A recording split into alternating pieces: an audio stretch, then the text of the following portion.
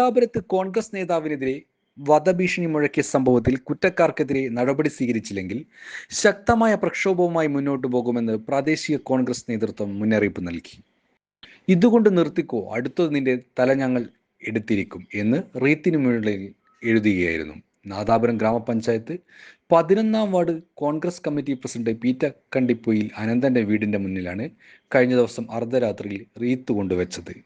വീടിന്റെ മതിലിനോട് ചേർന്ന കോൺഗ്രസിന്റെ കൊടിമരം നശിപ്പിക്കുകയും കൊടിമരം നിന്നെടുത്ത് വാഴ നടുകയും ചെയ്തിട്ടുണ്ട്. സംഭവത്തിൽ പ്രതികൾ ഉടനെ വലയിലാകുമെന്ന് പോലീസ് വൃത്തങ്ങൾ പ്രതികരിച്ചു.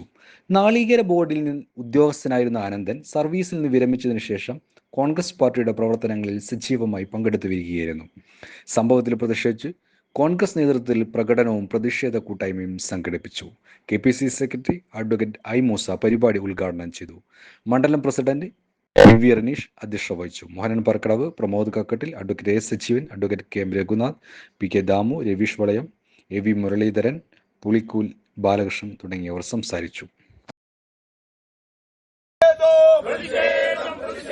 കോൺഗ്രസിന്റെ പ്രതിഷേധം